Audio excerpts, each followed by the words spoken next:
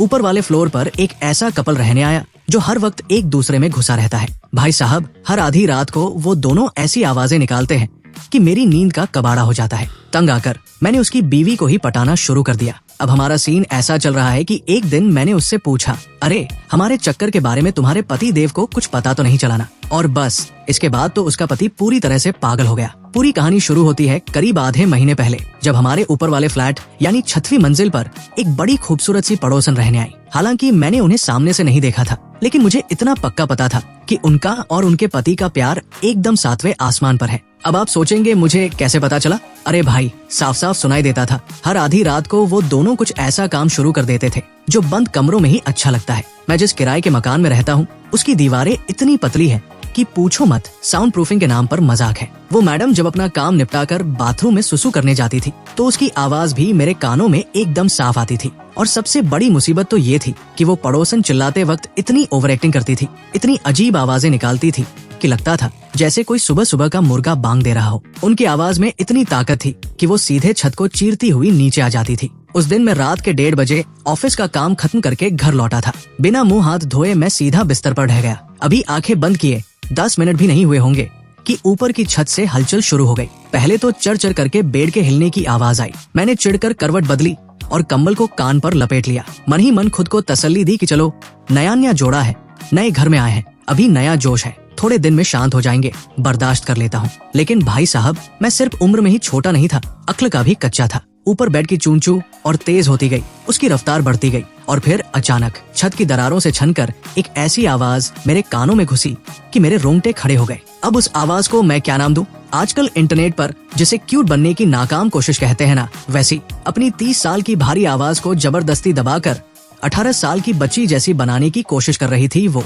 हर एक चीख में 18 मोड़ थे और अजीब सा कंपन था। पर दिक्कत ये थी कि वो उसे संभाल नहीं पा रही थी और जैसे ही बात हद से आगे बढ़ती उनकी आवाज सीधे फट जाती थी। वो आवाज फटने का नजारा ऐसा था जैसे रात के 3 बजे गांव के मोड़ पर कोई देसी मुर्गा अचानक चिल्लाने लगे। ऐसी तीखी आवाज जो सीधे सोते हुए इंसान का कलेजा चीर कर उसे हवा में उड़ा दे। मैं झटके से बिस्तर पर उठकर बैठ गया। मैं एकदम सन्न था। मेरी उम्र 26 साल हो चुकी है।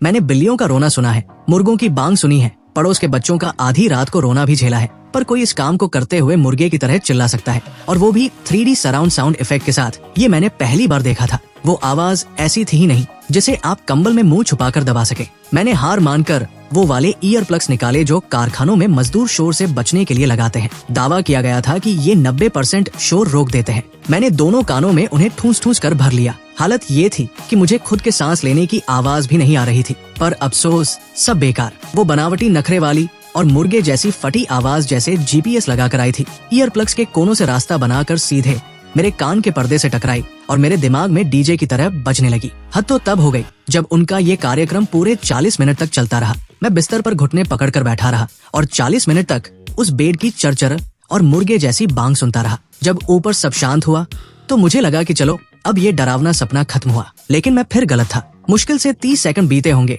कि मुझे ऊपर चप्पल घिसटने की आवाज आई। फिर बाथरूम का दरवाजा खुला, कमोड की सीट उठने की आवाज आई और उसके बाद पानी के तेज धार से गिरने की ऐसी साफ आवाज आई कि पानी कम है या ज्यादा ये भी मैं अंदाजा लगा सकता था। सुसु करने के बाद फ्लश चलाने की आवाज, सिंक में हाथ धोने की आवाज, यहाँ तक कि हैंड क्रीम लगाकर उसकी डिब्बी का ढक्कन बंद करने की आवाज भी पाइप के रास्ते मेरे बाथरूम से होती हुई सीधे मेरे कानों में गूंज रही थी। जब ऊपर का माहौल पूरी तरह शांत हुआ तब तक सुबह के 3 बज चुके थे। मैं आंखें फाड़े छत को देख रहा था और मेरे दिमाग में बस वही मुर्गे की आवाज और पानी गिरने का शोर घूम रहा था। सुबह होने को आई तब जाकर कहीं मेरी आंख लगी और मैं बमुश्किल 2 घंटे सो पाया। अगले दिन जब मैं ऑफिस गया तो मेरी आंखों के नीचे काले घेरे थे, जैसे मैं कोई पांडा हूँ। ऐसा लग रहा था कि किसी ने मेरी आत्मा ही निचोड़ ली हो। सुबह की मीटिंग में जब हमारे बॉस कंपनी के टारगेट और KPI पर भाषण दे रहे थे, मैं कुर्सी पर बैठे बैठे ही सो गया और तगड़े खर्राटे मार दिए। पूरे डिपार्टमेंट के लोग मुझे घूरने लगे। बॉस का चेहरा गुस्से से कढ़ाई के पीछे जैसा काला हो गया। उन्होंने सरेआम मेरी इज्जत का फालूदा बना दिया और उस महीने का मेरा पंक्चुअलिटी बोनस भी काट लिया। पूरे 500 रुपए का चूना लगा, जिससे मेरे आधे महीने के दोपहर के खाने का जुगाड़ हो जाता था। अब तो मेरे बदन में गुस्से की आग सुलग उठी। मैं अमित कुमार, एक सीधा साधा नौकरी पेशा आदमी, ना चोरी करता हूँ, ना किसी से लड़ता हूँ, दिन रात गधों की तरह खटकर 2 पैसे कमाता हूँ। मैं बस इतनी सी उम्मीद रखता हूँ कि रात को चैन की नींद सो सकूं, पर साला यहाँ वो भी नसीब नहीं। मैंने फिर भी बर्दाश्त किया। उनका ये ड्रामा हर रात ठीक टाइम पर शुरू हो जाता था। कभी रात के 1 बजे, कभी 2 बजे, तो कभी कभी हद ही हो जाती थी सुबह के 4 बजे। मैं बस सोने ही वाला होता कि ऊपर से कुकड़ू चालू हो जाता और मेरी नींद का दीवाला निकल जाता। मैंने कानों में 3-3 परतें लगाने की कोशिश की, जिससे मेरे कान के अंदर इन्फेक्शन हो गया और छूने पर भी दर्द होने लगा, पर वो तीखी आवाज नहीं रुकी। मैंने महंगे वाले हेडफोन लगाकर उसमें रिलैक्सिंग साउंड चालू किया, तो हुआ ये कि हेडफोन का म्यूजिक और ऊपर वाले मुर्गे की आवाज मिलकर एक नया ही रिमिक्स बन गए। आंख बंद करते ही ऐसा लगता था मानो मैं किसी पोल्ट्री फार्म में लेटा हूँ और चारों तरफ मुर्गों की पौछ खड़ी है। मैंने सोचा कि चलो जब तक ये सोएंगे नहीं, मैं भी जागता हूँ। पर भाई, उन दोनों की एनर्जी तो ओलंपिक्स लेवल की थी। कभी कभी तो सुबह के 5 बजा देते थे। उसके बाद मेरे सोने का टाइम ही नहीं बचता था। बस मुंह धो और ऑफिस भागो। आधा महीना बीतते बीतते मेरी शक्ल भूतों जैसी हो गई। मेरा वजन 4 किलो कम हो गया। आंखें ऐसी सूज गई जैसे किसी ने घूंसे मारे हों। ऑफिस में सब मजाक उड़ाने लगे कि अमित भाई, रात को कोयले की खदान में काम करने जाते हो क्या, या मुर्गों को ट्रेनिंग दे रहे हो। कॉफी पी कर मेरे दिल की धड़कनें बढ़ने लगी थी। डॉक्टर को दिखाया तो उसने कहा कि तुम्हें भयंकर इंसोम्निया और कमजोरी हो गई है, ऐसे जियोगे तो शरीर जवाब दे जाएगा। उसने सोने की भारी दवाइयाँ दे दी। दवा खाकर नींद तो आ जाती, पर जैसे ही ऊपर से वो चीख निकलती, मैं झटके से जाग जाता और फिर पूरी रात करवटें बदलता रहता। आखिरकार मेरे सब्र का बांध टूट गया। कहते हैं ना कि चींटी भी दबाने पर काट लेती है, तो मैं तो फिर भी एक जीता जागता इंसान हूँ जिसकी नींद हराम हो चुकी थी। मैंने तय किया कि पहले प्यार से बात की जाए, लातों की नौबत बाद में आएगी। उस वीकेंड पर मुझे पता था कि वो दोनों घर पर ही हैं। मैंने अच्छे साफ कपड़े पहने, बाल ठीक किए और ऊपर का रुख किया। दरवाजा खटखटाया। काफी देर बाद दरवाजा बस 1 इंच खुला। सामने एक आदमी खड़ा था। उम्र यही कोई 30-32 साल, कद थोड़ा छोटा, हल्का थुलथुला शरीर, रेशमी नाइट सूट पहने था और बालों में इतना तेल था कि चमक रहे थे। दिखने में तो ठीक ठाक लग रहा था, पर उसकी आंखें थकी हुई थी। साफ पता चल रहा था कि रातों की अय्याशी ने उसका दम निकाल दिया है। यही उस घर का मालिक था, जिसका नाम मुझे बाद में पता चला, अंकित। उसने मुझे देखा तो उसकी आंखों में शक था। हाँ भाई, कौन हो, क्या काम है? मैंने अपने चेहरे पर दुनिया की सबसे झूठी और प्यारी मुस्कान लाई और बेहद इज्जत से कहा, भाई साहब नमस्कार, मैं नीचे 5वीं मंजिल पर रहता हूँ। बात ये थी कि हमारा ये जो अपार्टमेंट है ना, इसकी दीवारें थोड़ी पतली है, तो रात को जो आप लोगों की आवाजें आती हैं, अगर वो थोड़ी कम हो सके तो बड़ी मेहरबानी होगी। मैं नौकरी पेशा आदमी हूँ, आधे महीने से एक रात भी ढंग से सो नहीं पाया हूँ। मैंने अपनी बात को बहुत घुमा फिरा कर कहा ताकि उसकी मर्दानगी को ठेस ना पहुँचे और उसकी इज्जत बची रहे। अंकित का चेहरा तुरंत टमाटर जैसा लाल हो गया। वो शर्म के मारे पानी पानी हो गया। उसे समझ नहीं आ रहा था कि मुंह कहाँ छुपाए। वो फटाफट सिर हिलाते हुए बोला, अरे अरे भाई साहब, बेहद माफी चाहता हूँ, सच में हमें अंदाजा नहीं था। आगे से पूरा ध्यान रखेंगे, आवाज बिल्कुल नहीं आएगी, आप निश्चिंत रहिए। उसने बातें इतनी मीठी की और बर्ताव इतना अच्छा दिखाया कि मुझे चैन की सांस आई। मैंने सोचा, चलो इंसान भले घर का है, समझदार है। काश मैंने ये बात पहले ही बोल दी होती तो 15 दिन की नींद खराब न होती। मैंने भी 2-4 औपचारिक बातें की और मुस्कुराते हुए नीचे आ गया। आज जब मैं सोचता हूँ तो लगता है कि मैं कितना बड़ा बेवकूफ था जो इतनी जल्दी दूसरों पर भरोसा कर लेता था। खैर, उसी रात मैं बड़ी उम्मीदों के साथ जल्दी हाथ मुंह धोकर बिस्तर पर लेट गया। मन ही मन लड्डू फूट रहे थे कि चलो आज तो भाई चैन की नींद सोएगा। लेकिन नतीजा क्या निकला? रात के ठीक 1:30 बजे वही जानी पहचानी चरचर की आवाजें टाइम पर शुरू हो गई। आवाज कम होना तो दूर, वो पहले से भी ज्यादा तेज थी। भाई साहब, बेड इतनी बुरी तरह हिल रहा था कि मुझे लगा मेरी छत का प्लास्टर टूटकर मेरे ऊपर ही गिर जाएगा। और फिर वही पुरानी मुर्गे जैसी फटी आवाज पहले से भी ज्यादा लाउड और नौटंकी के साथ गूंजने लगी। इस बार तो मैडम ने हद ही पार कर दी। वो बाकायदा डायलॉग मारने लगी। मुझे नीचे एकदम साफ सुनाई दे रहा था। वो अपनी आवाज को जबरदस्ती पतली करके नखरे से चिल्ला रही थी, ओहो जानू, तुम तो बड़े हैवी ड्राइवर निकले। नीचे वो जो सिंगल लौंडा रहता है ना, वो कान लगाकर सुन रहा होगा ना। तभी ऊपर से अंकित की भी हंसने की आवाज आई। साला चौड़े होकर बोल रहा था, अरे सुनने दे साले को, सिंगल लौंडा है और कर भी क्या सकता है। मैं बिस्तर पर बैठे बैठे गुस्से में मुट्ठियां भींचने लगा। मेरे दांत किटकिटाने लगे। मैंने सोचा, अच्छा बेटा, ये चल रहा है तुम लोगों का। मैं इतनी तमीज से ऊपर आकर हाथ जोड़कर बात करके गया और तुम लोगों ने मेरी बात को मजाक समझ लिया। उल्टा मेरा ही पोपट बना रहे हो, मुझे सिंगल लौंडा बोलकर चिढ़ा रहे हो। चलो बेटा, बहुत सही। जब सीधी उंगली से ही नहीं निकलता तो उंगली टेढ़ी करनी पड़ती है। अब अमित कुमार तुम्हें तुम्हारी औकात दिखाएगा। तुम्हें शोर मचाने का बड़ा शौक है ना, पूरी दुनिया को सुनाना है ना, तो अब मैं तुम्हें ऐसा मजा चखाऊंगा कि तुम मोहल्ले में मुंह दिखाने लायक नहीं रहोगे। तुम्हारी ऐसी फजीहत करूंगा कि याद रखोगे। और इसी के साथ मेरा मिशन बदला ऑफिशियली चालू हो गया। प्लान का पहला स्टेप ये था कि मुझे इन दोनों का पूरा टाइम टेबल समझना था। खैर, पिछले आधा महीने से उनकी रात की रामलीला जबरदस्ती सुन सुनकर मुझे सब रट चुका था। ये दोनों रोज आधी रात को ठीक टाइम पर अपना मैच शुरू करते थे।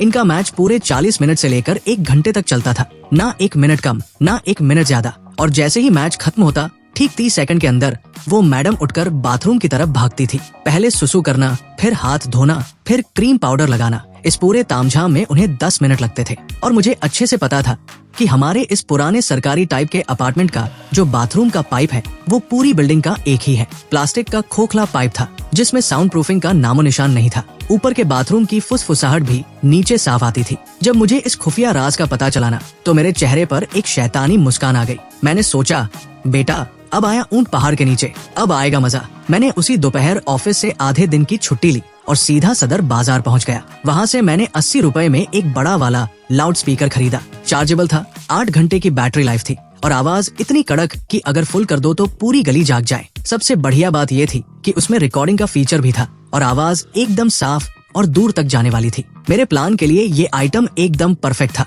घर आकर मैंने सेटिंग बिठाई। मैंने प्लास्टिक वाली रस्सियों से उस लाउड स्पीकर को बाथरूम के मेन पाइप पर कसकर बांध दिया। उसका मुंह सीधे ऊपर जाने वाले पाइप की तरफ था। फिर मैंने अपने फोन में रेडियो जॉकी वाले स्टाइल में एकदम कड़क और शुद्ध हिंदी में एक ऑडियो रिकॉर्ड किया। रिकॉर्डिंग सुनकर मैं खुद अपनी पीठ थपथपाने लगा। अब सारा सेटअप रेडी था, बस रात के खलनायकों के आने का इंतजार था। उस रात मैं अपनी छोटी सी प्लास्टिक वाली स्टूल लेकर बाथरूम में ही जम गया। हाथ में लाउड स्पीकर का रिमोट था और आंखें छत पर टिकी थी, जैसे कोई शिकारी शिकार के घात में बैठा हो। रात के ठीक 1:23 पर ऊपर बेड की चूंचू शुरू हुई। 1:58 पर सन्नाटा छा गया। मैंने मन ही मन उल्टी गिनती शुरू की, 3, 2, 1। और भाई साहब, जैसे ही मैंने 1 बोला, ऊपर चप्पल घिसटने की आवाज आई। चटपट चटपट। मैडम सीधे बाथरूम की तरफ आई। दरवाजा खुला, कमोड की सीट उठी और जैसे ही पानी गिरने की छरछर आवाज आई, मैंने तुरंत रिमोट का बटन दबा दिया। पलक झपकते ही मेरी वो कड़क रेडियो जॉकी वाली आवाज उस पाइप के रास्ते बिजली की रफ्तार से 6वीं मंजिल के बाथरूम में घुसी और पूरे बाथरूम में गूंज उठी। देवियों और सज्जनों, रात के इस खास प्रोग्राम में आप सभी का स्वागत है। पेश है मैडम डिम्पल का बाथरूम लाइव ब्रॉडकास्ट। जैसा कि हम देख पा रहे हैं, हमारी खिलाड़ी डिम्पल जी अपनी सीट पर पोजीशन ले चुकी है। वो काफी फॉर्म में लग रही है और ये पानी की धार शुरू हो चुकी है। स्पीड एकदम बढ़िया है, फ्लो में कोई कमी नहीं है। तालियां बजती रहनी चाहिए दोस्तों। बहुत बढ़िया, शानदार। डिम्पल जी अपने इस मिशन को कामयाबी से पूरा करने के करीब है और ये मिशन पूरा हुआ। आइए हम सब मिलकर डिम्पल जी को इस ऐतिहासिक कामयाबी पर बधाई दे। भाई, मैंने इस रिकॉर्डिंग के पीछे बाकायदा बैकग्राउंड म्यूजिक भी डाला था। हुंटिंग करने वाली भीड़ की आवाजें, सीटियां और जोरदार तालियों का शोर, पूरा माहौल एकदम स्टेडियम जैसा बना दिया था। हालत ये थी कि पूरे अपार्टमेंट की सीढ़ियों तक में ये आवाज गूंज रही थी। तो सोचो उस छोटे से बाथरूम के अंदर बैठी डिम्पल का क्या हाल हुआ होगा। मैं नीचे बैठा सब सुन रहा था। जैसे ही मेरा लाउड स्पीकर बजा, ऊपर पानी गिरने की आवाज बीच में ही ऐसे रुकी जैसे किसी ने ब्रेक मार दिया हो और उसके अगले ही पल ऊपर से एक ऐसी चीख निकली कि भाई साहब, मेरे बाथरूम का बल्ब बाल बाल फूटने से बचा। वो आवाज उस मुर्गे की बांग से भी 10 गुना तेज थी। फिर ऊपर धड़ाम से कुछ गिरने की आवाज आई। शायद मैडम हड़बड़ाहट में फिसल कर गिर पड़ी थी। इसके बाद तो ऊपर तमाशा शुरू हो गया। डिम्पल रोते हुए चिल्ला रही थी और अंकित गुस्से में गालियां बक रहा था। पूरा रायता फैल चुका था। मैं नीचे अपनी स्टूल पर बैठा, मुंह पर हाथ रखकर अपनी हंसी रोकने की कोशिश कर रहा था। मारे हंसी के मेरा पूरा बदन हिल रहा था। आंखों में पानी आ गया और पेट में बल पड़ गए। भाई, जो मजा आया ना, वो शब्दों में बयां नहीं हो सकता। पिछले 15 दिनों का सारा गुस्सा, सारी भड़ास एक झटके में बाहर निकल गई। मैंने मन ही मन कहा, और करो सुसु और सुनाओ सबको अपनी कमेंट्री और बोलो मुझे सिंगल लौंडा। अब भुगतो सालो, हो गई ना तुम्हारी इज्जत नीलाम। उस रात ऊपर सुबह तक पंचायत चलती रही। डिम्पल लगातार रोए जा रही थी कि कोई हमें देख रहा है, कोई भूत है। मैं अब किसी को मुंह दिखाने लायक नहीं रही। अंकित वहाँ चीजें फेंक फेंक कर गुस्सा निकाल रहा था, लेकिन उन दोनों की इतनी हिम्मत नहीं हुई कि नीचे आकर मुझसे कुछ बोले। बोलते भी कैसे, आखिर थूके हुए को चाटते कैसे। बदनामी तो उन्हीं की हो रही थी। मैंने आराम से लाउड स्पीकर बंद किया, बिस्तर पर लेटा और ऊपर की रोने धोने की आवाजें सुनते सुनते 10 मिनट में खर्राटे मारने लगा। पूरे आधे महीने बाद मैं पहली बार घोड़े बेचकर सोया था। सुबह के सीधे 8 बजे जब अलार्म बजा, तब मेरी नींद खुली। एकदम फ्रेश, शरीर में भरपूर एनर्जी। ऐसा लग रहा था जैसे साक्षात गंगा नहा कर आया हूँ। ऑफिस जाने के लिए मेरे कदम हवा में उड़ रहे थे। जब मैं ऑफिस पहुंचा तो कलीग्स मुझे देखकर चौंक गए। बोले, अरे अमित भाई, आज क्या फेशियल वेशियल करवा के आए हो क्या? डार्क सर्कल्स गायब है, चेहरा एकदम ग्लो कर रहा है। मैं बस मंद मंद मुस्कुराया और चुप रहा। अब उन्हें क्या पता कि ये बदले का ग्लो है, इसे कहते हैं असली थेरेपी। मुझे लगा कि भाई, इतना तगड़ा झटका खाने के बाद तो वो दोनों सुधर ही जाएंगे और शरीफों की तरह रहेंगे। लेकिन साला, मैं उनकी ढिठाई का अंदाजा नहीं लगा पाया था। 2 दिन तो शांति रही, लेकिन तीसरे दिन भाई साहब फिर वही नौटंकी चालू। पर इस बार उन्होंने थोड़ी चालाकी दिखाई। काम निपटाने के बाद डिम्पल डर के मारे बाथरूम नहीं गई। बेचारी सुबह होने तक अपनी सुसु दबाकर बैठी रही, लेकिन वो बेड की चूं चूं और उनकी वही आदत से मजबूर फटी आवाज में कोई कमी नहीं आई। बल्कि इस बार तो वो और जानबूझकर जोर जोर से आवाजें निकाल रहे थे, जैसे मुझे खुली चुनौती दे रहे हों कि कर ले भाई जो करना है। मैंने कहा, अच्छा बेटा, मतलब पहला डोज हल्का रह गया, तुम्हें बात समझ में नहीं आई? कोई बात नहीं, अमित कुमार के तर्कश में तीरों की कमी नहीं है। तुम्हारे हर मर्ज की दवा है मेरे पास। अब मिशन बदला का पार्ट 2 चालू करने का वक्त आ गया था। इस बार मैंने उनके गढ़ पर हमला करने की सोची, यानी उनका बेडरूम। मैंने पहले ही नापतोल कर लिया था कि उनका बेड ठीक मेरे बेडरूम के बेड के ऊपर है, एकदम आमने सामने। इस पुरानी बिल्डिंग का जो लैंटर था वो वाइब्रेशन को इतनी तेज ट्रांसफर करता था कि ऊपर का बेड हिलने पर मेरी छत कांपती थी। पहले मुझे ये आफत लगती थी, पर अब ये मेरा सबसे बड़ा हथियार बनने वाला था। मैंने अपनी अलमारी खंगाली और वो मसाज गन निकाली जो मैंने जिम के दिनों में मसल्स के दर्द के लिए खरीदी थी। हैवी ड्यूटी मशीन थी, उसमें 9 गियर थे। अगर 9वें गियर पर चला दो तो हाथ सुन्न हो जाए और बैटरी ऐसी की पूरी रात चलती रहे। पहले मैं इससे अपनी पीठ का दर्द ठीक करता था, पर अब इससे मैं ऊपर वाले कपल को एक ऐसा वाइब्रेशन का झटका देने वाला था जो वो जिंदगी भर नहीं भूलेंगे। उस रात जैसे ही ऊपर हलचल शुरू हुई, मैं तुरंत एक्शन में आ गया। मैंने मसाज गन निकाली, सीधे छत से सटाई, ठीक उसी जगह जहां उनका बेड था, और बटन दबाकर सीधे 9वें गियर पर डाल दिया। घुर घुर घुर की एक भयंकर वाइब्रेशन की आवाज छत के रास्ते सीधे ऊपर पहुंची। पूरी छत उस मशीन के साथ कांपने लगी। मैंने उनकी रफ्तार के साथ अपनी मशीन की सेटिंग बिठाई। जब ऊपर से स्पीड बढ़ती तो मैं मसाज गन का गियर और तेज कर देता। जब वो धीरे होते तो मैं गियर को थोड़ा धीमा कर देता। मैं उनकी पूरी रफ्तार के साथ अपनी मशीन को मैच करवा रहा था। जुगलबंदी एकदम परफेक्ट थी, एक एक सेकंड का तालमेल था। मैंने मन ही मन कहा, तुम्हें बेड हिलाने का बड़ा शौक है ना? चलो अब अमित कुमार तुम्हें अपनी तरफ से थोड़ा बूस्ट देगा ताकि तुम्हारी गाड़ी और तेज भागे। भाई साहब, इसका जो असर हुआ ना, वो मेरी उम्मीद से भी कहीं गुना तगड़ा निकला। शुरुआत में तो ऊपर वालों की रफ्तार ठीक ठाक थी, लेकिन मुश्किल से 2 मिनट बीते होंगे कि उनका पूरा सिस्टम बिगड़ गया। ऊपर वाले बेड की चूं चूं और नीचे से मेरी मसाज गन की घुर घुर मिलकर ऐसा गजब का डीजे मिक्स बनी के लगा पूरी बिल्डिंग अभी ढह जाएगी। माहौल एकदम अजीब हो गया था। और फिर क्या था, ऊपर जो मैडम नखरे वाली आवाज निकाल रही थी, उनका सुरताल सब बिगड़ गया। पहले जो वो नजाकत से चिल्ला रही थी, अब उनकी आवाज डर के मारे बुरी तरह फट चुकी थी। ये आवाज मजे वाली नहीं थी, बल्कि ऐसा लग रहा था जैसे किसी ने उनके पीछे करंट लगा दिया हो। अभी 5 मिनट भी नहीं हुए होंगे कि ऊपर का सारा खेल एकदम से ठप हो गया। बेड का हिलना बंद और मैडम की आवाज भी गायब। मैंने तुरंत मसाज गन बंद की और अपना कान सीधे छत से सटा दिया। ऊपर से डिम्पल की चिड़ी हुई आवाज आ रही थी। वो अंकित पर भड़कते हुए बोली, अरे तुम रहने ही दो, तुम्हारे बस का कुछ नहीं है। ये बीच में क्या तमाशा हो रहा है? इस पर अंकित भी खिसिया गया और अपनी आवाज दबाकर गुस्से में चिल्लाया, मुझे क्या पता साला, इस खटारा बिल्डिंग को क्या बीमारी है, इतना कांप रही है कि मेरा सारा मूड ही किरकिरा हो गया। बस फिर क्या था, दोनों एक दूसरे पर दोष मढ़ने लगे और उनके बीच भयंकर लड़ाई शुरू हो गई। बात इतनी बढ़ गई कि ऊपर से सामान फेंकने की आवाजें आने लगी।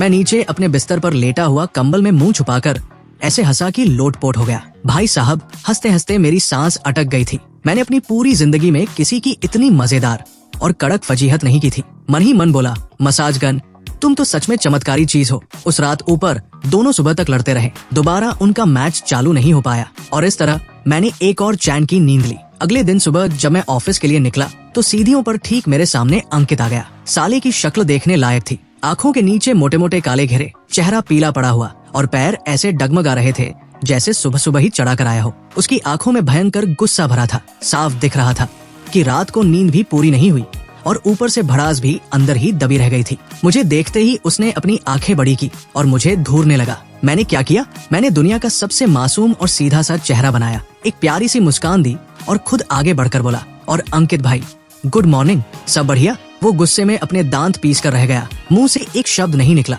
आखिर में उसने मुझे एक जहरीली नजरों से घूरा, पैर पटका और नीचे चला गया। मैं उसकी पीठ को देखता रहा और मेरी हंसी छूटने ही वाली थी। मैंने सोचा, क्यों भाई, जब तुम दोनों शोर मचाकर मेरी नींद खराब कर रहे थे तब तो बड़ा मजा आ रहा था। अब मैंने तुम्हारी लव लाइफ में थोड़ा सा तड़का क्या लगा दिया तो मिर्ची लग गई। अरे अभी तो ये शुरुआत है। अगर सीधे नहीं हुए ना तो मेरे पास ऐसे ऐसे खतरनाक जुगाड़ है कि तुम पानी मांगते फिरोगे। पर जैसा कि मुझे शक था, वो दोनों बड़े ही ढीठ और चालू किस्म के निकले। मसाज गन वाले कांड के बाद उनकी आधी रात को खुराफात करने की हिम्मत तो नहीं हुई, लेकिन अब उन्होंने नया पैंतरा बदला लेने का पैंतरा। उन्होंने अब दिन के समय परेशान करना शुरू कर दिया। मेरी नौकरी तो वही सुबह से रात वाली थी। दिन भर ऑफिस में सड़ो और रात को घर आओ, बस वीकेंड पर थोड़ा आराम मिलता था। उन दोनों ने इस टाइमिंग को बिल्कुल सेट कर लिया। जब मैं ऑफिस में होता तो ऊपर का फ्लैट एकदम शांत रहता, जैसे कोई भूतिया बंगला हो। लेकिन जैसे ही मैं शाम को घर लौटता या वीकेंड पर दिन में सोने की कोशिश करता, ऊपर का तांडव चालू हो जाता।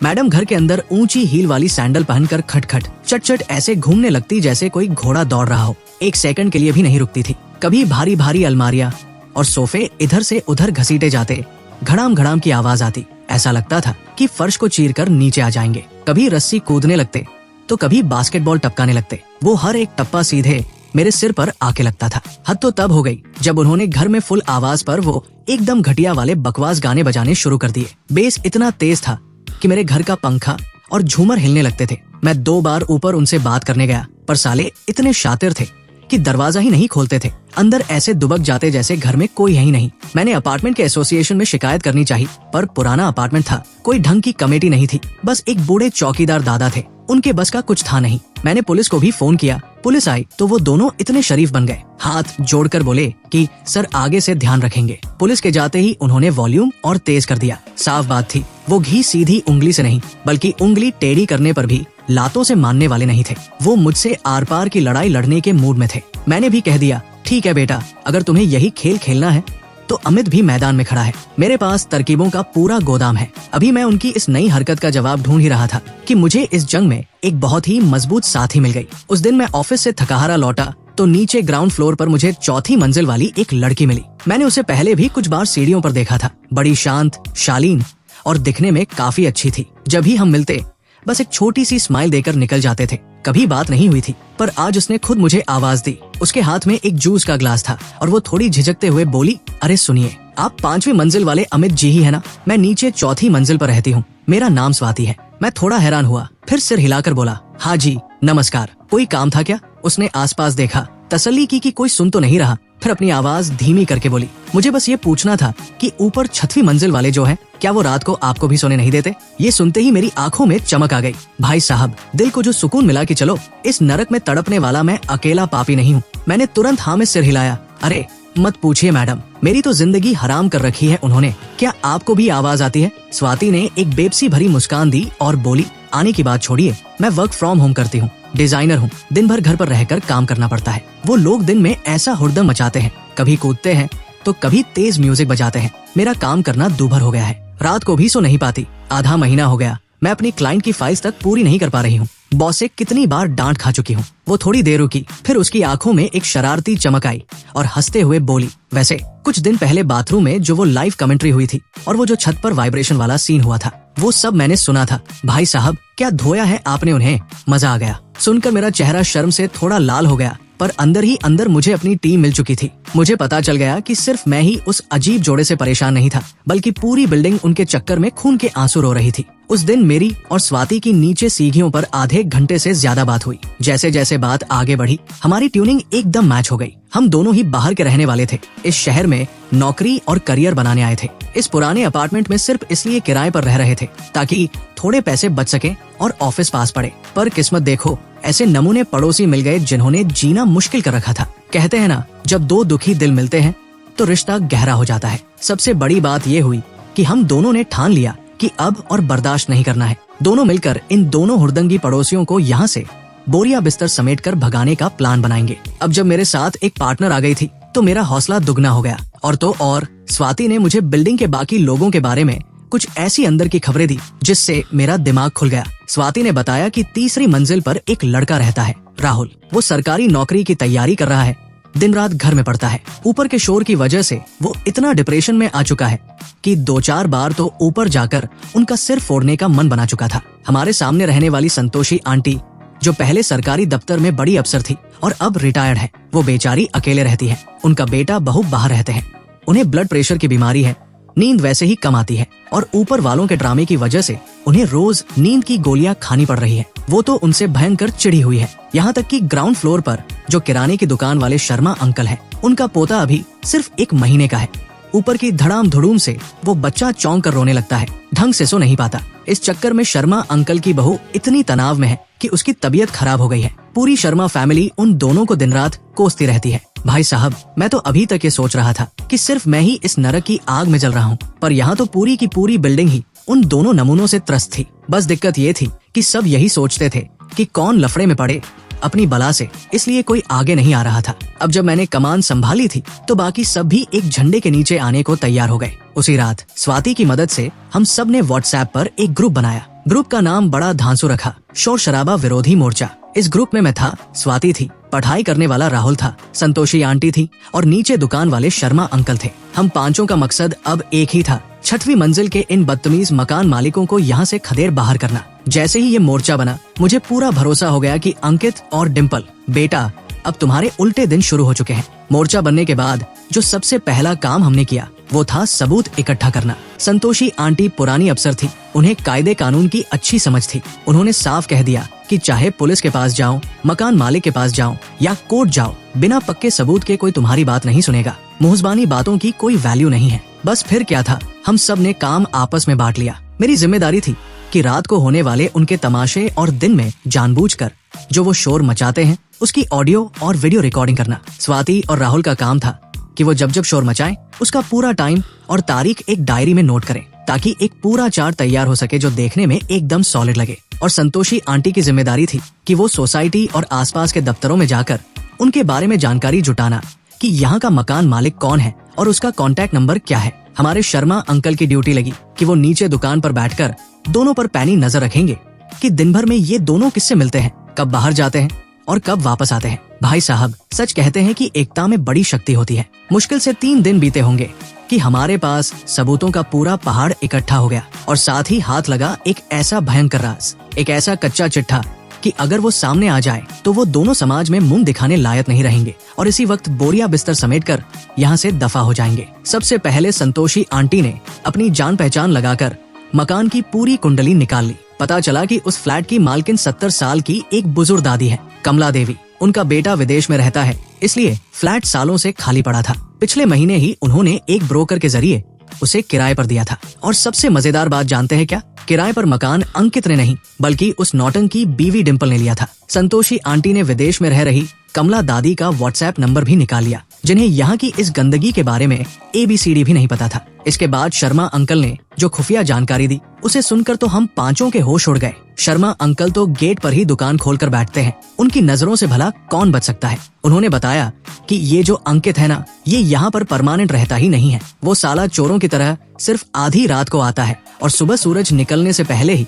दुम दबाकर भाग जाता है। इतना ही नहीं, शर्मा अंकल ने उसे कई बार एक काले रंग की बड़ी SUV कार में देखा था। उस कार में एक दूसरी महिला और करीब 5-6 साल का एक छोटा बच्चा भी बैठा होता था। वो बच्चा अंकित को पापा कहता था और वो महिला उसे जी सुनते हो कहकर बुलाती थी। शर्मा अंकल ने सबूत के तौर पर अपने फोन से कुछ तस्वीरें भी खींच ली थी। फोटो में साफ दिख रहा था कि अंकित उस बच्चे का हाथ पकड़े उस महिला के आगे पीछे पूंछ हिलाता हुआ घूम रहा है। कहा वो अपनी असली बीवी के सामने सीधा साधा गाय बना हुआ था और कहा ऊपर फ्लैट में आकर चिकना घड़ा बनकर घूमता था। दोनों में जमीन आसमान का फर्क था। हम पांचों मिलकर वो फोटो देख रहे थे और हमारा दिमाग सन्न था। भाई साहब, मतलब सारा माजरा अब साफ हो चुका था। वो दोनों कोई पति पत्नी नहीं थे। अंकित तो पहले से ही बाल बच्चेदार शादीशुदा आदमी था और ये डिम्पल उसकी प्रेमिका थी। उन्होंने ये घर रहने के लिए नहीं बल्कि अपनी अवैध रासलीला रचाने के लिए एक गुप्त अड्डा बना रखा था। वो दोनों पूरी बिल्डिंग को बेवकूफ बना रहे थे। मेरा दिमाग भन्ना गया और अब मुझे सारी कड़ियां जुड़ती हुई दिखी।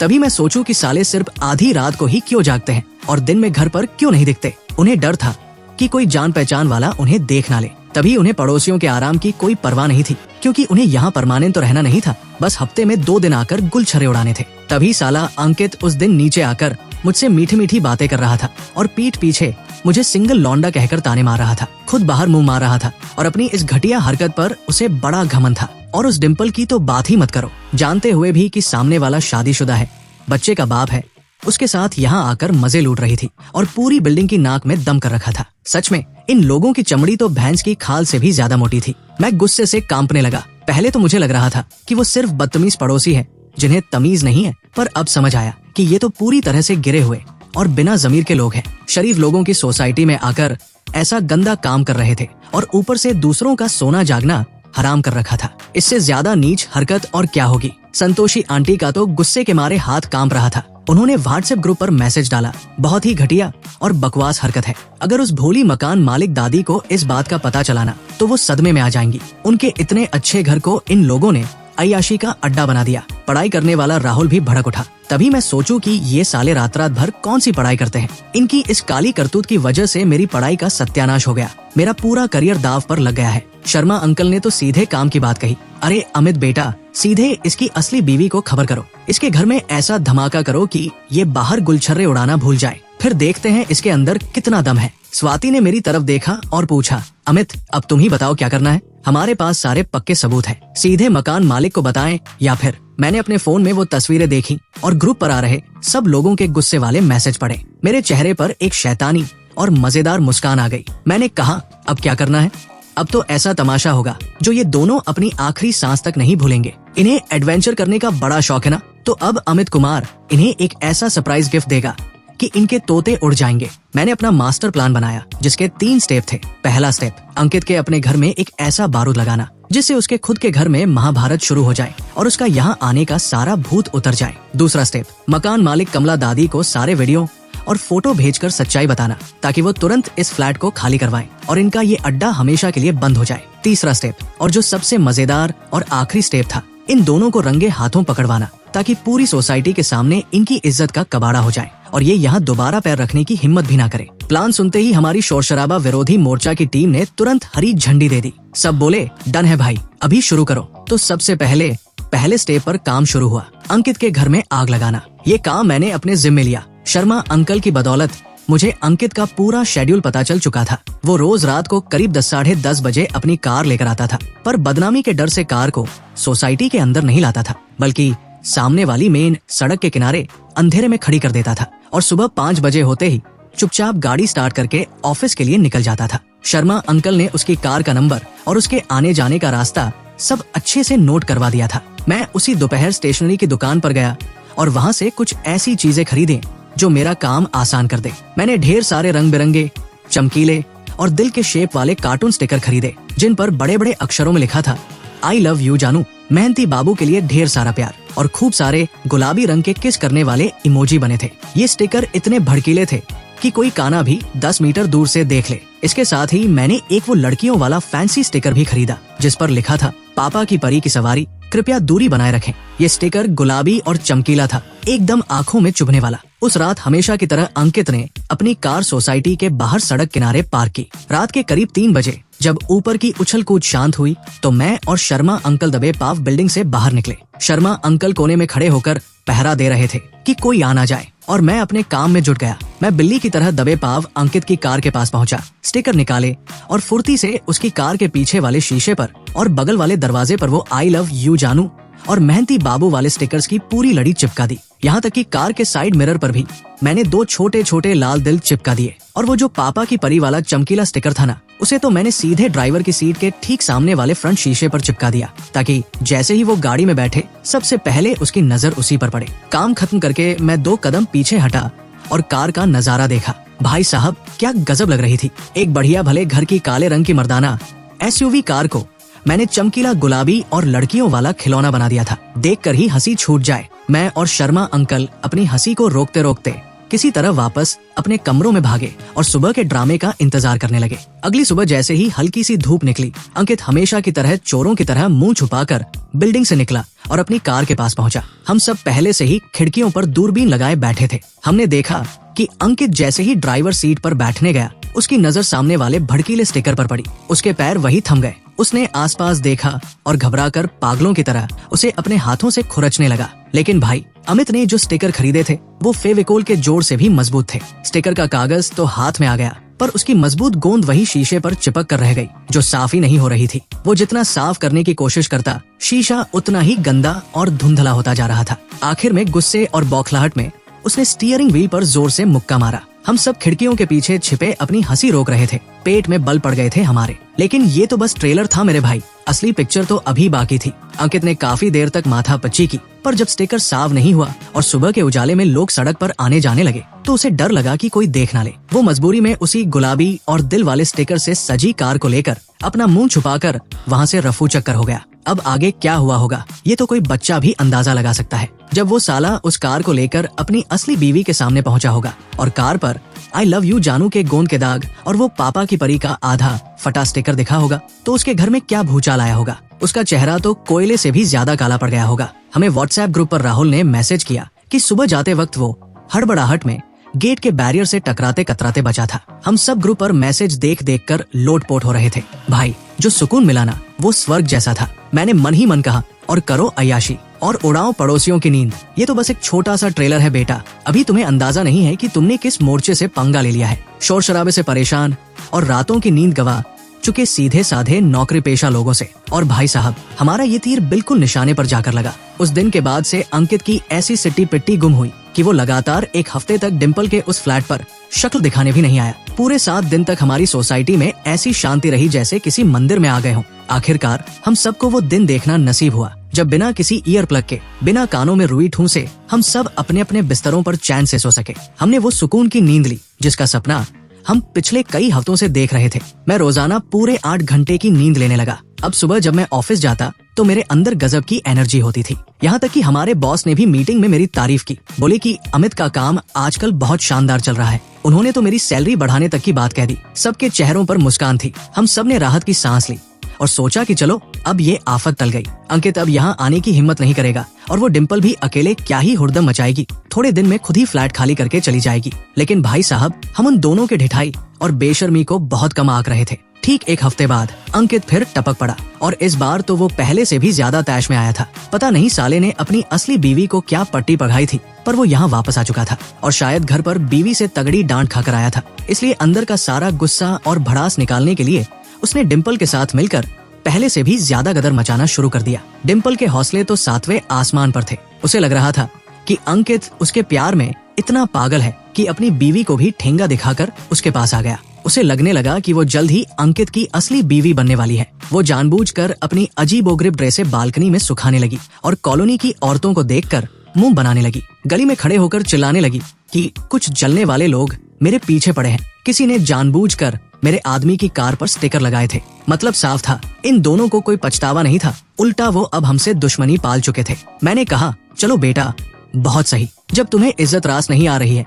और खुद चलकर बंदूक के आगे आना है तो अमित भी तुम्हें निराश नहीं करेगा। अब हमारे प्लान का दूसरा और तीसरा स्टेप एक साथ चालू होने वाला था। सबसे पहले दूसरा स्टेप, मकान मालिक से संपर्क। संतोषी आंटी ने बिना देर किए विदेश में बैठी मकान मालिक कमला दादी को सीधे व्हाट्सएप पर वीडियो कॉल मिलाया। संतोषी आंटी पुरानी अफसर थी। उन्होंने बिना किसी लाग लपेट के एकदम पॉइंट टू पॉइंट सारी बात कमला दादी के सामने रख दी। उन्होंने दादी को बताया कि कैसे डिम्पल और अंकित ने उनके भले घर को अय्याशी का अड्डा बना रखा है। इसके साथ ही उन्होंने हमारे पास मौजूद शोर शराबे की ऑडियो वीडियो रिकॉर्डिंग और अंकित की उसकी असली बीवी बच्चे वाली तस्वीरें दादी को फॉरवर्ड कर दी। कमला दादी ने जैसे ही ये सब देखा और सुना, उनका गुस्सा 7वें आसमान पर पहुंच गया। वो एक संस्कारी और ऊंचे विचारों वाली महिला थी। उन्हें अपनी इज्जत और घर की साख सबसे प्यारी थी। वो इस बात को बर्दाश्त नहीं कर पाई कि उनके साफ सुथरे घर में ऐसा गंदा काम चल रहा है जिसकी वजह से पूरी बिल्डिंग के लोग उन्हें कोस रहे हैं। गुस्से के मारे वो कांपने लगी। उनके मुंह से शब्द नहीं निकल रहे थे। उन्होंने उसी वक्त वीडियो कॉल पर ही फैसला सुना दिया। ये मकान अब 1 मिनट के लिए भी उनके पास नहीं रहेगा। उन्होंने तुरंत प्रॉपर्टी डीलर को फोन घुमाया और लीज एग्रीमेंट रद्द करने का नोटिस भिजवा दिया। उन्होंने साफ कह दिया कि डिम्पल को 3 दिन के अंदर सारा बोरिया बिस्तर समेटकर बाहर निकलना होगा, नहीं तो वो फ्लैट का ताला तोड़वाकर उसका सारा सामान सड़क पर फेंकवा देंगी। और हाँ, दादी ने ये भी साफ कर दिया कि बदतमीजी और कायदे तोड़ने की वजह से सिक्योरिटी का 1 भी रुपया वापस नहीं मिलेगा। ग्रुप पर जब ये खबर आई तो हम सब ने तालियां बजा दी। उनका अड्डा उजड़ चुका था। अब देखते हैं ये साले कहाँ जाकर मुंह मारते हैं। लेकिन हम सब जानते थे कि ये सजा अभी कम है। इन दोनों की खाल इतनी मोटी थी कि ये यहाँ से निकलकर किसी दूसरी सोसाइटी में जाकर दूसरों का जीना हराम करने लगते। जब तक इन्हें ऐसा सबक न मिले जो सीधा इनके दिमाग पर चोट करे, तब तक ये सुधरने वाले नहीं थे। इन्हें समाज के सामने नंगा करना जरूरी था। और इसी के साथ तीसरे स्टेप यानी महाधमाका रंगे हाथों पकड़वाने के लाइव ड्रामे की तैयारी शुरू हो गई।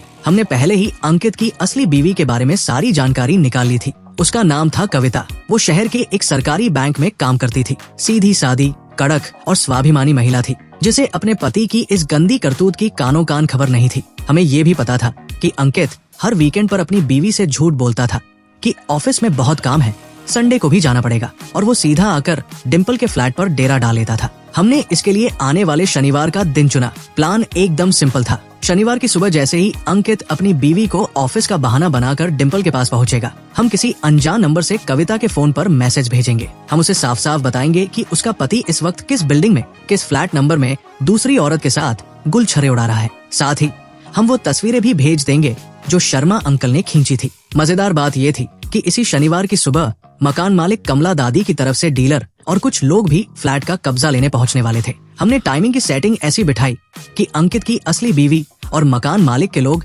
ठीक एक ही समय पर फ्लैट के दरवाजे पर पहुंचे। सोचो, एक तरफ असली बीवी अपनी सौतन का कॉलर पकड़ने आ रही हो और दूसरी तरफ मकान मालिक सामान बाहर फेंकने खड़ा हो। दोनों पार्टियां जब एक साथ टकराएंगी तो जो धमाका होगा उसका अंदाजा लगाकर ही मेरे बदन में बिजली दौड़ गई। हमने ग्राउंड फ्लोर वाले शर्मा अंकल को भी अलर्ट कर दिया था कि शनिवार की सुबह जैसे ही अंकित की बीवी कविता सोसाइटी के गेट के अंदर कदम रखे, वो तुरंत व्हाट्सएप ग्रुप पर अलर्ट का मैसेज डाल दे, ताकि हम सब अपनी अपनी पोजीशन लेकर तमाशा देखने के लिए रेडी हो जाएं। सारा सेटअप एकदम परफेक्ट था। बस शनिवार की सुबह का इंतजार था। शुक्रवार की रात को मैं, स्वाति और हमारी टीम के बाकी लोग इतने एक्साइटेड थे कि किसी को नींद नहीं आ रही थी। स्वाति ने मुझे रात को मैसेज किया, अमित तुम्हें क्या लगता है, कहीं ये सब कुछ ज्यादा तो नहीं हो रहा ना? मैंने उसे जवाब दिया, स्वाति, जब वो दोनों रोज आधी रात को पूरी बिल्डिंग का जीना हराम कर रहे थे और हमारी नींद छीन रहे थे, तब उन्होंने एक बार भी सोचा था कि वो कुछ ज्यादा कर रहे हैं? अंकित की हंसती खेलती फैमिली है, फिर भी वो बाहर मुंह मार रहा है। डिम्पल को पता है कि वो किसी का घर उजाड़ रही है, फिर भी वो बेशरम बनी हुई है। जब वो गलत करते वक्त नहीं झिझके तो हम अपना हक मांगते वक्त क्यों सोचें? स्वाति ने अंगूठा दिखाने वाला इमोजी भेजा और बोली, तुम बिल्कुल ठीक कह रहे हो अमित, ऐसे लोगों को सबक मिलना ही चाहिए, वरना इन्हें कभी समझ नहीं आएगा कि ये दूसरों के लिए कितनी बड़ी आफत है। मैंने लिखा, बिल्कुल निश्चिंत रहो, हम कोई गैरकानूनी काम नहीं कर रहे हैं, बस जो सच है उसे सामने ला रहे हैं। गलती उनकी है, हमारी नहीं। आखिरकार शनिवार का वो ऐतिहासिक दिन आ ही गया। सुबह के ठीक 8 बजे ऊपर के फ्लैट से हलचल की आवाज आई। अंकित आ चुका था। शर्मा अंकल ने तुरंत ग्रुप पर मैसेज टपकाया, काली कार आ गई है, अंकित ऊपर जा चुका है। संतोषी आंटी का मैसेज आया, मुझे खबर मिल गई है, डीलर और कमला देवी के भाई रास्ते में हैं, आधे घंटे में पहुंच जाएंगे। राहुल ने लिखा, मैंने पॉपकॉर्न और कोल्ड ड्रिंक का जुगाड़ कर लिया है, बस भाभी जी के आने की देरी है। स्वाति ने पूछा, अमित मैंने कविता के लिए मैसेज और फोटो रेडी रखे हैं, सेंड बटन कब दबाना है? मैंने रिप्लाई किया, जैसे ही डीलर सोसाइटी के गेट पर पहुंचे तुरंत सेंड कर देना। दोनों का एक साथ पहुंचना बहुत जरूरी है। भाई साहब, हमारे बदन का खून तेज दौड़ने लगा। अब असली तमाशा शुरू होने वाला था। मैं और स्वाति तुरंत अपनी प्लास्टिक की स्टूल लेकर 5वीं और 6वीं मंजिल के बीच की सीढ़ियों के कोने में छिपकर बैठ गए। वहाँ से 6वीं मंजिल का दरवाजा एकदम साफ साफ दिखता था और हमें कोई देख भी नहीं सकता था। सामने वाले फ्लैट से संतोषी आंटी ने अपने दरवाजे का लेंस साफ कर लिया था और आंख टिकाए बैठी थी। तीसरी मंजिल से राहुल भी दबे पाव ऊपर आ गया और हमारे पीछे छिप गया। उसके हाथ में सच में पॉपकॉर्न का पैकेट था। हम सब सांस रोककर ऊपर वाले फ्लैट के दरवाजे को घूर रहे थे। दिल की धड़कनें साफ सुनाई दे रही थी। मुश्किल से 10 मिनट बीते होंगे कि सीढ़ियों से तेज कदमों की टप टप आवाज गूंजी। साथ ही किसी औरत के गुस्से में फुसफुसाने की आवाज भी आई। सबसे आगे एक कड़क और कामकाजी लुक वाली महिला आ रही थी। उसका चेहरा गुस्से से लाल भभूता हो रहा था और आंखों से मानो चिंगारियां निकल रही थी। उसके पीछे 2 हटे कट्टे पुरुष आ रहे थे जो साफ साफ उसके भाई या मायके वाले लग रहे थे। दोनों का चेहरा देखकर ही लग रहा था कि आज किसी की हड्डी पसली एक होने वाली है। बिना किसी शक के ये अंकित की असली बीवी कविता ही थी और उनके ठीक पीछे पीछे प्रॉपर्टी डीलर और मकान मालिक कमला दादी के 2 रिश्तेदार भी आ रहे थे। उनके हाथों में किराए के कागजात थे और उनके चेहरे पर भी भयंकर गुस्सा था। दोनों पार्टियां एक साथ 6वीं मंजिल के उस बंद दरवाजे के सामने आकर रुक गई और दोनों पार्टियां एक दूसरे के बिल्कुल आमने सामने आ गई। हम सब सीढ़ियों के कोने में दुबक गए। भाई साहब, हमारी नसें एकदम तन गई। एक्साइटमेंट का लेवल इतना था कि राहुल के हाथ में रखे पॉपकॉर्न धरे के धरे रह गए। किसी का खाने पर ध्यान ही नहीं था। लो भाई, आ गया वो ऐतिहासिक पल। कविता ने दरवाजे के सामने पहुंचते ही आप देखा न ताव सीधे अपने हाथ उठाए और धड़ाधड़ धड़ाधड़ दरवाजा पीटना शुरू कर दिया। वो इतनी तेज हाथ मार रही थी कि पूरी बिल्डिंग में उसकी गूंज सुनाई दे रही थी। मुश्किल से 2-4 बार दरवाजा खटखटाया होगा कि अंदर से कुंडी खुली। सामने मैडम डिम्पल खड़ी थी, बदन पर वही नूडल स्ट्रैप वाली नाइटी, बाल बिखरे हुए और चेहरे पर वही सुबह सुबह की सुस्ती और खुमारी। दरवाजे पर इतने सारे लोगों की भीड़ देखकर उसकी सिट्टी पिट्टी गुम हो गई। उसे कुछ समझ नहीं आ रहा था तो उसने अपनी वही नखरे वाली आवाज में पूछा, अरे आप लोग कौन हैं? यहाँ क्या काम है? मेरा दरवाजा इस तरह क्यों पीट रहे हो? उसकी ये बात खत्म भी नहीं हुई थी कि कविता की नजर सीधे डिम्पल की उस नाइटी पर और उसकी गर्दन पर बने दागों पर पड़ गई। कविता की आंखें गुस्से से एकदम अंगारा बन गई। उसने बिना एक पल गवाए अपना हाथ हवा में लहराया और चटाक से डिम्पल के गाल पर एक ऐसा जोरदार तमाचा जड़ा कि भाई साहब उसकी गूंज नीचे ग्राउंड फ्लोर तक गई होगी। कविता शेरनी की तरह दहाड़ी, पूछती है कौन हूँ मैं? तेरे उस अंकित की असली बीवी हूँ मैं, बेशरम बदचलन औरत, मेरे पति पर डोरे डालती है। आज मैं तेरा ये घमंड और ये नखरे यही धूल में न मिला दूं तो मेरा नाम भी कविता नहीं। कविता भी भाई साहब एकदम झांसी की रानी निकली। एक थप्पड़ रसीद करते ही वो सीधे घर के अंदर घुस गई और उसके पीछे पीछे उसके दोनों भाई भी लाठियों की तरह तने हुए अंदर बढ़ गए। डिम्पल तो उस एक थप्पड़ से ही चकरा गई थी, पर जैसे ही उसे होश आया वो भी चिल्लाती हुई कविता से भिड़ गई। अब फ्लैट के अंदर जो कोहराम मचा वो देखने लायक था। चीख पुकार, गालियों की बौछार, बर्तनों के टूटने की आवाज और सामान के पटके जाने का शोर एक साथ गूंजने लगा। हम सीढ़ियों पर बैठे बैठे एक दूसरे का मुंह देख रहे थे और हंसना मुस्कुराना भूल चुके थे। बाप रे बाप, ये तमाशा तो हमारी उम्मीद से भी 10 गुना ज्यादा मसालेदार था। तभी मकान मालिक कमला दादी के भाई और प्रॉपर्टी डीलर भी उस अखाड़े के अंदर दाखिल हुए। घर की हालत देखकर डीलर का सिर घूम गया। उसने अपनी पूरी ताकत से चिल्लाकर कहा, बंद करो ये तमाशा, सब के सब अभी रुक जाओ। ये कोई नौटंकी का मंच नहीं है, कमला जी का घर है। डिम्पल मैडम, आपका लीज एग्रीमेंट इसी वक्त रद्द किया जाता है। अभी के अभी अपना सारा तंबू समेटो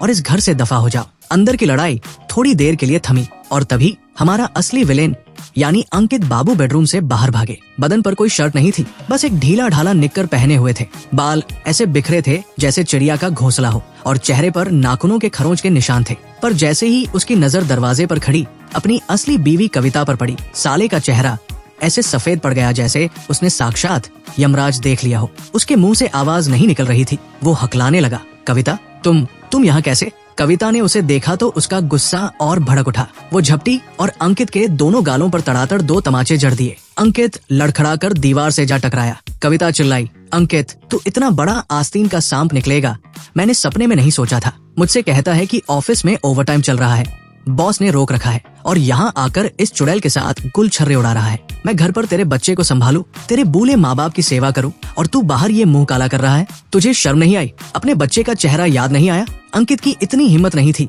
कि पलटकर एक शब्द भी बोल सके। वो सिर झुकाए हाथ जोड़े मिन्नतें करने लगा। कविता, मुझे माफ कर दो, मुझसे बहुत बड़ी गलती हो गई, मैं बह गया था, इस बार मुझे माफ कर दो, भगवान के लिए आगे से ऐसा कभी नहीं होगा, मैं कसम खाता हूँ। माफ कर दूं? सीधे कोर्ट में बात करेंगे अब। कविता गुस्से से कांप रही थी। अंकित, इसी वक्त मेरा और तुम्हारा रिश्ता खत्म। मैं तेरे जैसे गिरे हुए इंसान के साथ एक छत के नीचे नहीं रह सकती। चलो भाई, इसका सामान बाहर फेंको। घर में फिर से गाली गलौज और धक्का मुक्की चालू हो गई। अब डिम्पल ने जब देखा कि अंकित तो भीगी बिल्ली बन गया है और खुद को बचाने के लिए सारा ठीकरा उसी पर फोड़ रहा है, तो उसका भी पारा चढ़ गया। वो चीखते हुए बोली, अंकित तू इतना बड़ा डरपोक निकला? तू तो कहता था कि तेरी बीवी के साथ तेरा कोई रिश्ता नहीं बचा है, तू उससे तलाक लेकर मुझसे शादी करने वाला है।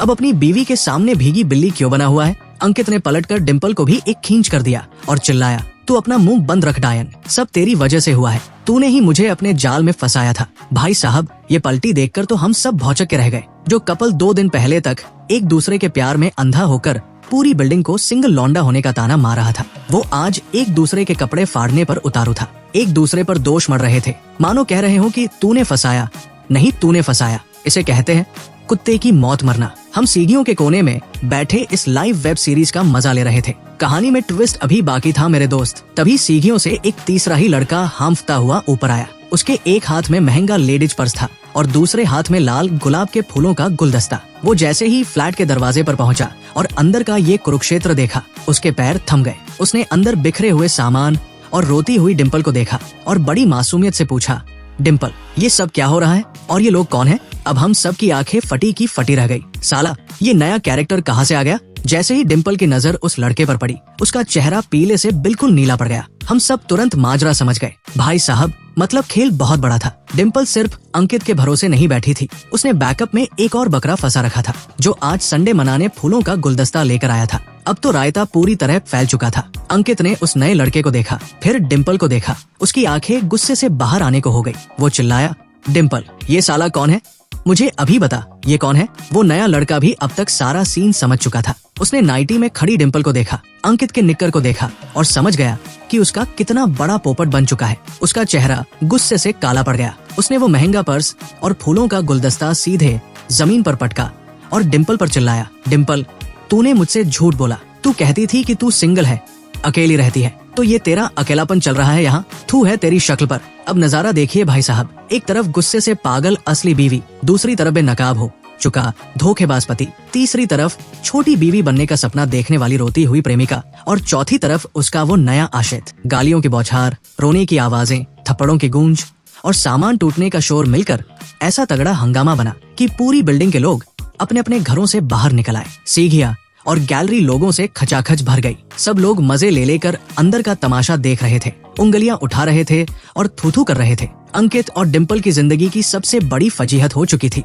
पूरी कॉलोनी के सामने उनकी वो काली करतूत ऐसी खुली कि उनकी इज्जत का कबाड़ा हो गया। लाज शर्म सब दाव पर लग गई। हम सब सीढ़ियों के कोने में बैठे बैठे इस नजारे को देख रहे थे और हमारे दिल को जो ठंडक मिल रही थी वो मैं शब्दों में बता ही नहीं सकता। पिछले 20 दिनों का सारा दर्द, वो बिना सोए कटी रातें, बॉस की गालियां, सबका हिसाब एक झटके में बराबर हो गया था। आखिरकार ये महासंग्राम तब शांत हुआ जब किसी पड़ोसी ने पुलिस को फोन कर दिया। पुलिस आई और दोनों पार्टियों को, अंकित, कविता, डिम्पल और उसके उस नए आशिक को अपनी गाड़ी में लादकर थाने ले गई। अंकित का तो पूरा घर ही तबाह हो गया। कविता ने थाने में ही साफ कह दिया कि वो तलाक की अर्जी डालेगी और उसे कोर्ट में ऐसा घसीटेगी कि वो पाई पाई के लिए मोहताज हो जाएगा। डिम्पल को मकान मालिक ने धक्के देकर निकाल ही दिया था। सिक्योरिटी के पैसे भी डूब गए और दोनों मर्दों ने उसे लात मार दी। सो अलग पूरी कॉलोनी में उसकी थूथू हो गई। कमला दादी ने भी पुलिस में शिकायत कर दी कि इन लोगों ने उनका घर तोड़ा है, इसलिए वो इन पर केस करके पूरा हर्जाना वसूलेंगी। और वो जो नया आशिक आया था ना, वो तो थाने के बाहर से ही ऐसा भागा कि उसने डिम्पल का नंबर ही ब्लॉक कर दिया। मतलब साफ है भाई साहब, पाप का घड़ा जब भरता है तो ऐसे ही फूटता है। किसी का भी अंत अच्छा नहीं हुआ। हमारी बिल्डिंग में अब फिर से वही पुरानी शांति और सुकून वापस आ चुका है। अब ना तो रात को किसी मुर्गे जैसी फटी आवाज सुनाई देती है, ना ही वो बेड की चूंचू का शोर होता है। दिन के समय ना कोई हील पहनकर घोड़े की तरह दौड़ता है और ना ही वो बकवास भोजपुरी डीजे गाने बजते हैं। अब जब रात होती है तो चारों तरफ एकदम सन्नाटा होता है। खिड़की से ठंडी हवा आती है और नीचे मैदान से झिंगुरों की आवाज सुनाई देती है। मैं अब मजे से बिना किसी ईयर प्लग के घोड़े बेचकर सोता हूँ। सुबह जब ऑफिस जाता हूँ तो चेहरा एकदम फ्रेश रहता है और बॉस की डांट खाने का डर भी खत्म हो चुका है। पूरी बिल्डिंग के लोगों के चेहरों पर अब हमेशा रौनक रहती है। सब लोग जब भी सीढ़ियों पर मिलते हैं मुस्कुराकर बात करते हैं। अब हमारी आपस की ट्यूनिंग पहले से कहीं ज्यादा मजबूत हो गई है। सब पड़ोसी मुझसे कहते हैं, अमित बेटा, मान गए तुम्हें, तुम्हारी वजह से ही उन 2 आफतों से पूरी बिल्डिंग को छुटकारा मिला है। मैं हमेशा की तरह मुस्कुराकर हाथ जोड़ लेता हूँ और कहता हूँ, अरे आंटी, ये अकेले मेरे बस का कहा था, ये तो हमारे पूरे मोर्चे की जीत है। हालांकि सच कहूँ तो अंदर ही अंदर मुझे गर्व भी हो रहा था। आखिरकार मिशन बदला को मैंने इतनी सफाई और समझदारी से जो अंजाम दिया था। वैसे तो कहानी यहीं पर खत्म हो जानी चाहिए थी, पर इसका एक छोटा सा बड़ा प्यारा सा हिस्सा और बाकी है। इस पूरे ड्रामे के चक्कर में मेरी और स्वाति की जान पहचान बहुत ज्यादा बढ़ गई थी। हम दोनों ही बाहर के रहने वाले थे, इस शहर में स्ट्रगल कर रहे थे, तो हमारे पास बात करने के लिए ढेरों टॉपिक थे। और फिर इस शोर शराबा विरोधी जंग में हम दोनों एक साथ कंधे से कंधा मिलाकर लड़े थे, तो हमारी दोस्ती अब सुख दुख के साथी वाली हो चुकी थी। अब सीन ये था कि स्वाति अक्सर सुबह मेरे लिए अपने हाथों से बना नाश्ता लेकर आती थी और जब कभी वो ऑफिस में काम के चक्कर में लेट हो जाती तो मैं अपनी बाइक लेकर उसकी कंपनी के नीचे पहुंच जाता और उसे घर छोड़ता। जब भी डिजाइन बनाते वक्त उसका दिमाग काम नहीं करता तो मैं उसके साथ घंटों बातें करता और उल्टे सीधे आइडियाज देकर उसका मूड ठीक करता। और जब मुझे ऑफिस में कोई टेंशन होती तो वो बड़ी शांति से मेरी सारी बकवास सुनती और मेरा हौसला बढ़ाती। बस फिर क्या था, ऐसी जुगलबंदी में प्यार होना ही था और हम दोनों चुपचाप एक दूसरे के दिल में उतर गए। रिश्ते में आने के बाद हम दोनों ने बैठकर बात की और फैसला किया कि यार अब ये फ्लैट बदल लेना चाहिए। माना कि इस पुराने अपार्टमेंट से हमारी यादें जुड़ी हैं, पर यहाँ की दीवारें इतनी पतली है कि साउंड प्रूफिंग के नाम पर मजाक है। हम दोनों नहीं चाहते थे कि अब हमारी वजह से नीचे का कोई पड़ोसी परेशान हो और हमारे दरवाजे पर आए। हमने एक बढ़िया सी नई सोसाइटी में फ्लैट ढूंढ लिया लिफ्ट वाला अपार्टमेंट था, दीवारें एकदम सॉलिड और साउंड प्रूफ थी और हमारे ऑफिस से भी पास था। किराया पुराना वाले घर से थोड़ा ज्यादा था, पर शांति और सुकून के आगे पैसा कुछ भी नहीं था।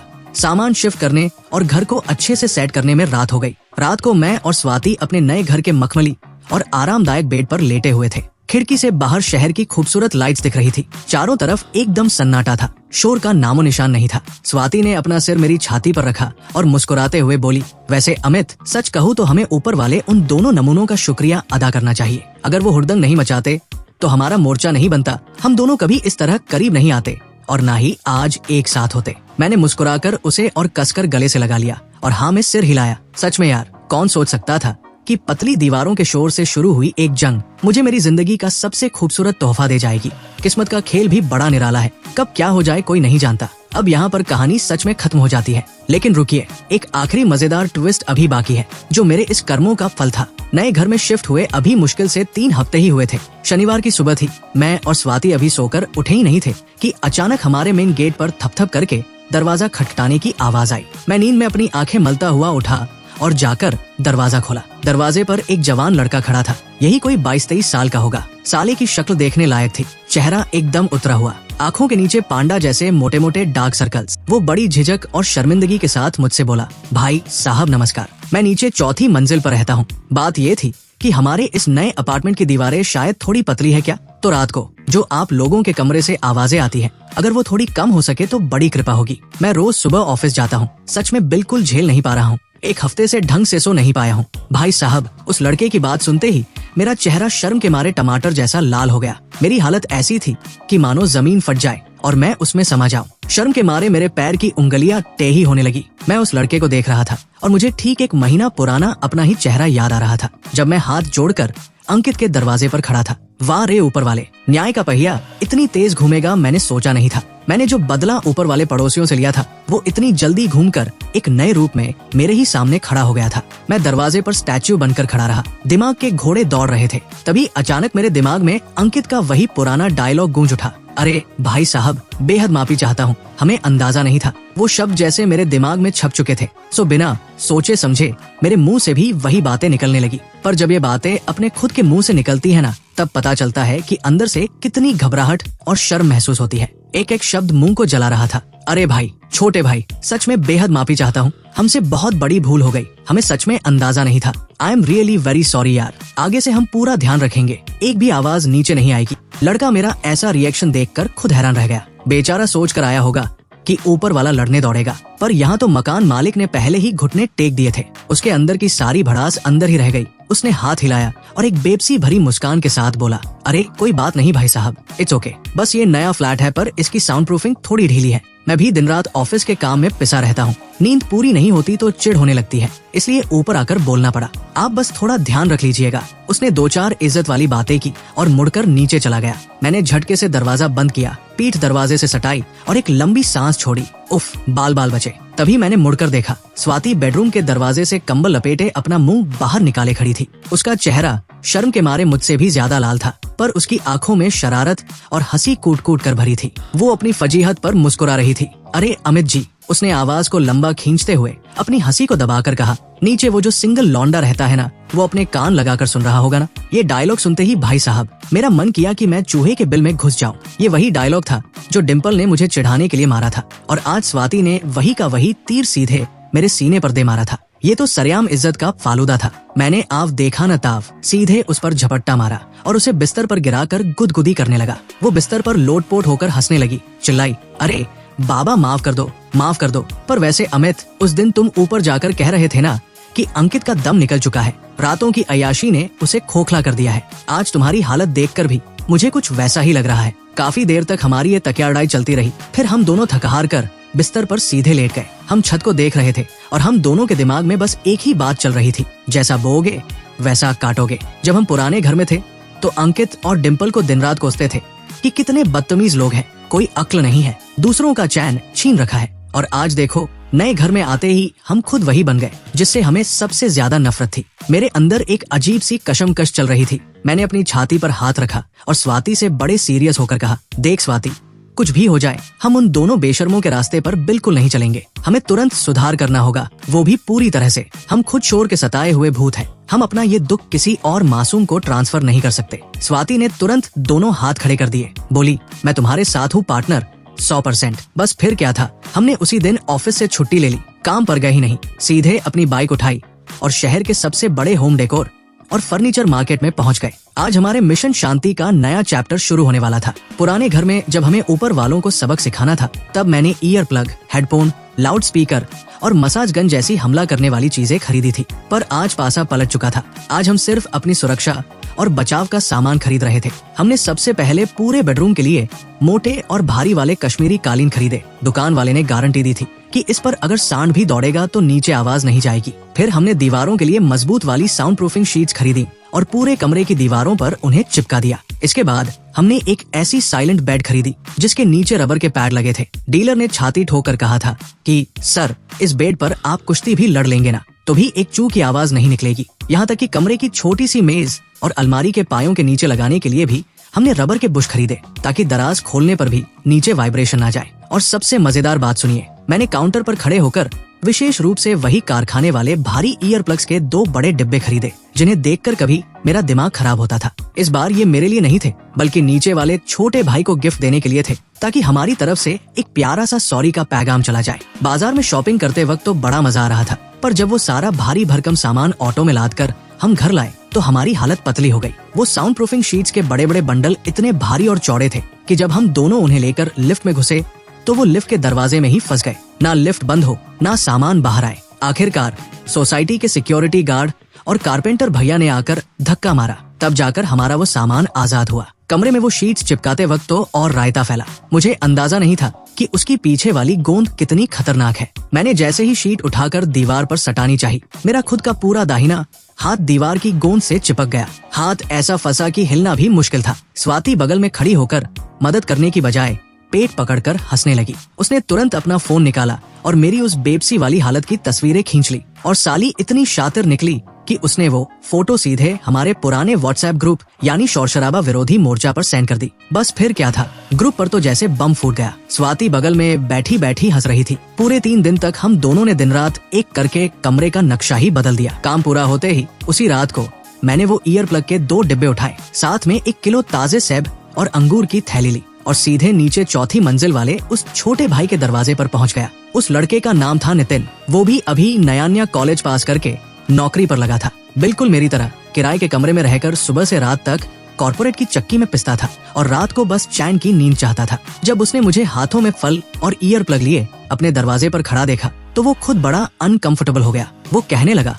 अरे भाई साहब, इसकी क्या जरूरत थी, आप क्यों तकलीफ कर रहे हैं। मैंने वो थैली उसके हाथ में थमाई और बड़े अदब से हाथ जोड़कर उससे माफी मांगी। मैंने उसे बताया कि भाई, हम भी पुराने घर में ऐसे ही शोर के सताए हुए भूत हैं। हमारे ऊपर भी कुछ ऐसे ही नमूने रहते थे जिन्होंने हमारी नींद हराम कर रखी थी। मैं तुम्हें भरोसा दिलाता हूँ कि आगे से तुम्हें हमारे कमरे से एक सुई गिरने की आवाज भी नहीं आएगी। अगर कभी कोई दिक्कत लगे तो शर्माने की बिल्कुल जरूरत नहीं है, सीधे ऊपर आकर मेरा कॉलर पकड़ लेना। मैं एक शब्द नहीं बोलूंगा। नितिन ने जब मेरी पूरी कहानी सुनी तो उसकी आंखें चमक उठी। वो मुस्कुराकर बोला, अच्छा तो ये बात है। तभी मैं सोचूं कि आप इतनी जल्दी माफी मांगने कैसे आ गए। आप तो खुद इस दर्द के भुक्तभोगी रहे हो। उस रात हम दोनों सीढ़ियों पर खड़े होकर काफी देर तक बातें करते रहे। आज इस नए मोड़ पर आकर मुझे समझ आया कि असली सुकून सिर्फ अपने कमरे को बंद करके शांत बैठ जाने में नहीं है। असली सुकून और आजादी इसमें है कि आप खुद भी कायदे और इज्जत से रहें, दूसरों के आराम का ध्यान रखें, और अगर कभी आपके आसपास किसी कमजोर